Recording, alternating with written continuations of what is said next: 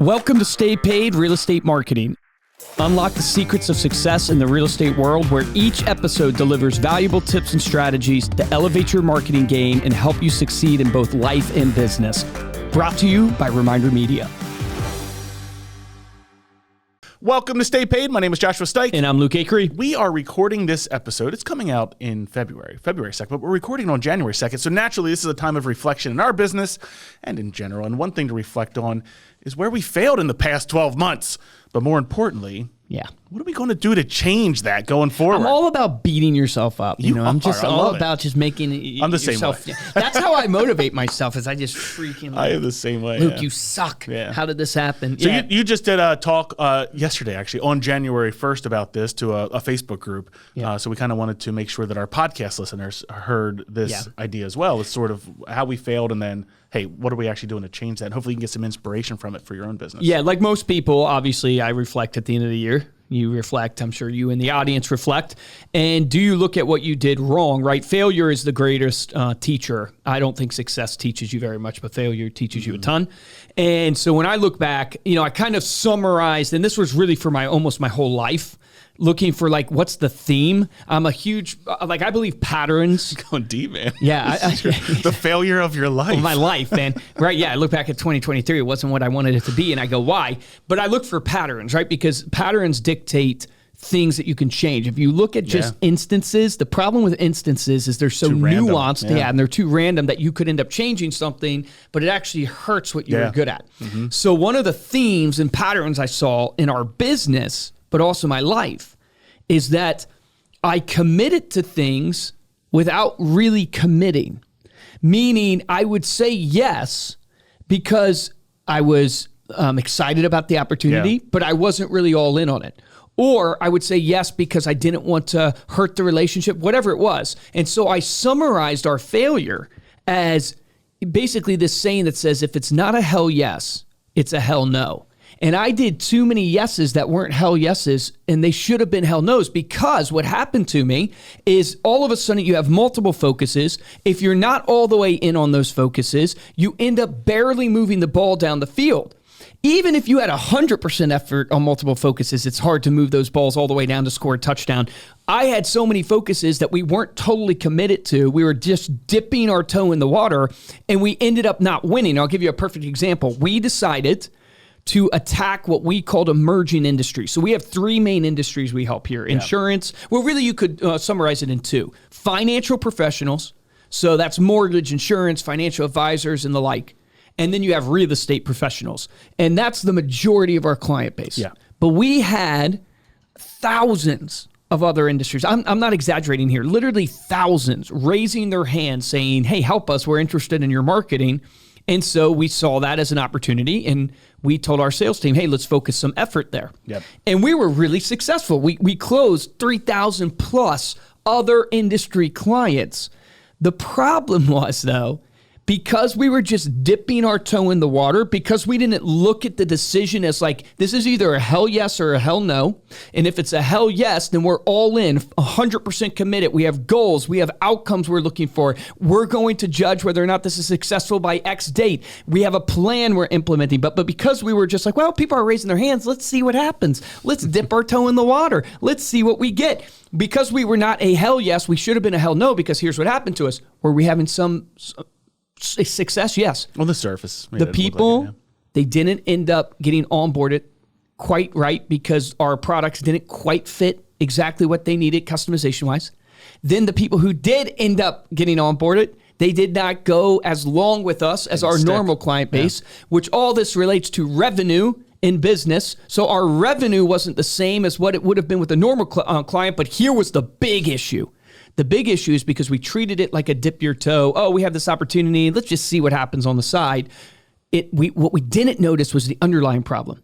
That where your focus goes, your energy flows. And let's imagine you have 100% energy.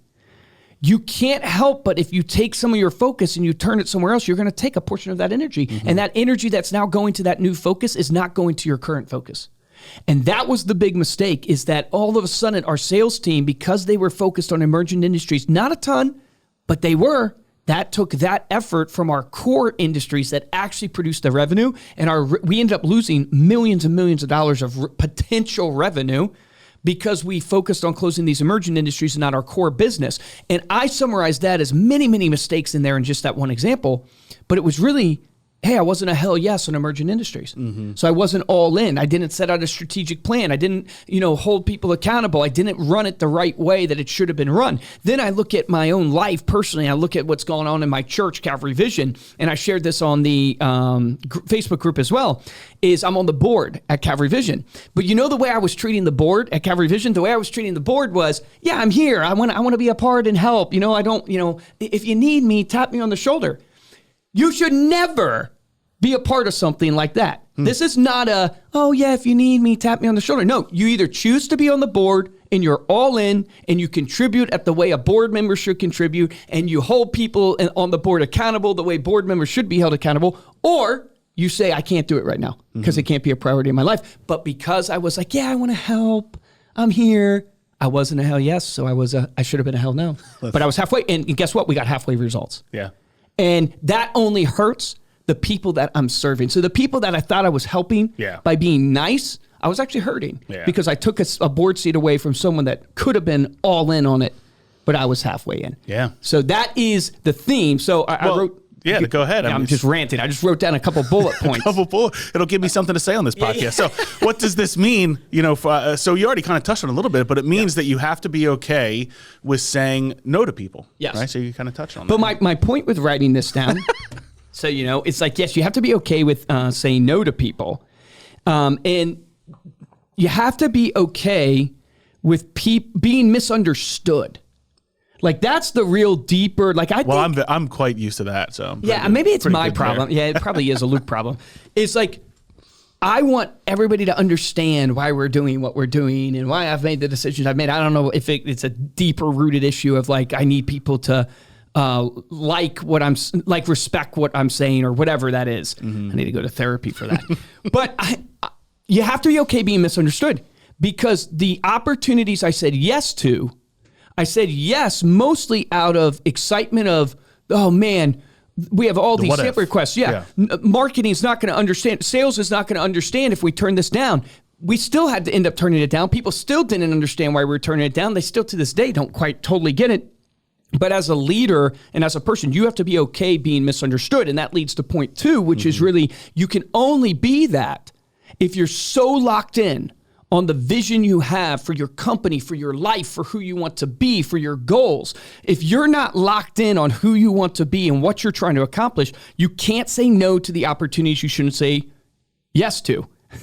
Meaning, I said that kind of weird. You can't say no to the opportunities you shouldn't say yes to. That's what I said. Yeah. But the point I'm trying to make is I never totally understood vision and mission and all these things, but it truly comes down to, if you don't have a clear vision and a mission for your life, you will start saying yes to things you shouldn't say yes to. And you'll say yes in an apathetic way, and you cannot be apathetic in anything in your life because you have such a limited time. Imagine if you were just halfway in on raising your kids. Yeah. Right? Imagine if you're halfway in on your relationship with your spouse. Maybe some of you are. Imagine if you're halfway in on your business. Should you be wasting your life doing that? Meaning, you can't, it's got to be a hell yes or a hell no.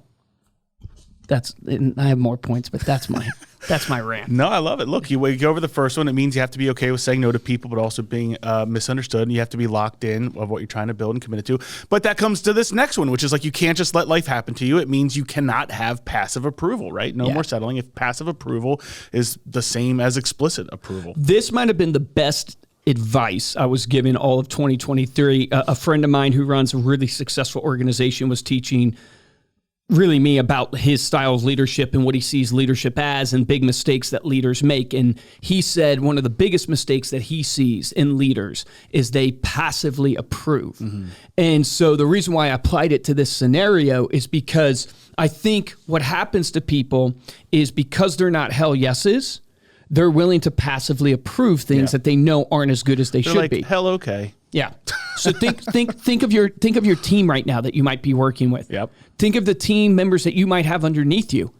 And are you allowing them to do things that they shouldn't be doing because it's not as good as it can be, but you are not saying anything. And you're not saying anything out of a couple reasons. One is fear of their reaction. 2 is you're just lazy and you don't want to deal with it right now, right? 3 is you don't think it's a big enough deal. But the truth is, if all your priorities are hell yeah priorities, meaning like, hey, I am committed, you will not allow yourself to passively approve things. You have to say something, because in not saying all something, your chips are in. Yeah, because in not saying something, you've told them it's okay. And then don't be surprised when they're shocked when you then say something months later and they're like, well, why didn't you say something earlier? Right? It's because you were passively approving. And this happens all the time for people, is they see something not as good as it should be and they don't say anything. Yep. But think about the Elon Musk. Think about Steve Jobs. The famous story of Steve Jobs with the iPhone is what? He wanted one button back when they had buttons on phones. He wanted one button, and the engineers brought him a phone with like 2 buttons or something like that. And he threw the phone across the room and he said, I said one button.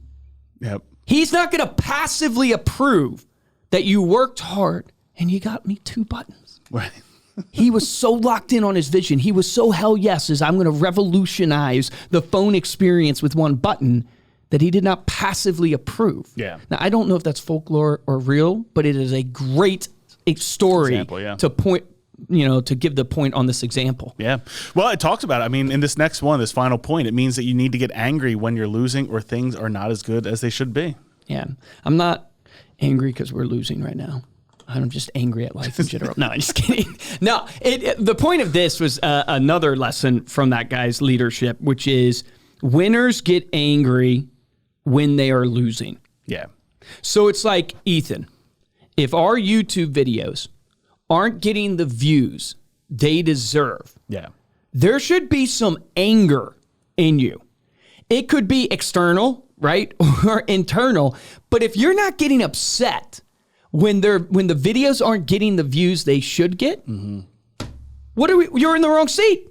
Yeah, you're in the wrong seat. I'm not calling you out right now, Ethan. I'm using it as an example. Maybe I am. Get our videos better views now. But the point being is, that's it. That's the example right there. Like, when you look at that and you go, man, I'm not getting what I should be getting out of this. Are you okay with that? And if you're okay with that, that's a good check for you to say, well, maybe you weren't a hell yes. Yeah. Right? If my church is not succeeding the way I want it to succeed, am I okay with that? And if I'm okay with that, wow, dude, you are passively approving, and you should have never committed to this. Yeah, you should have never committed to this in the first place. And that's why companies die. Yep. That's why relationships die. That's why organizations die. They die because people aren't hell yeses. They're apathetic. There you go. That's it. Look at your business right now. Look at what you've got going on. Are you a hell yes in your business and making the moves that you want to make for 2024 to ultimately fit that vision for your life? Thank you so much for listening. Head on over to staypaidpodcast.com for the show notes and the video of this episode. See some passion coming from this side of the other side of the table there. There you go. If you're interested in supporting the show, 2 ways you can help out. First is head on over to Apple Podcast or Spotify. Drop us a 5-star review. You should drop us a comment as well. We'll read it here on the show. And the best way to show your support is to simply share this episode with someone that you know. Speaking of failing and maybe falling down, why did the man fall down the well? Because he couldn't see that well. There you go, Ethan got it. Oh, boy. If you want to get a hold of me, don't passively approve that joke. You can email us. I'm a hell no on that dad joke. Email us at podcast@remindermedia.com, or you can find us on Instagram. We're at Stay Paid Podcast. For this episode of Stay Paid, I'm Joshua Stike. Guys, I'm Luke Acree. Look at everything going on in your business right now, from your marketing campaigns to your sales strategies to how you're servicing your clients. And are you hell yeses on those strategies?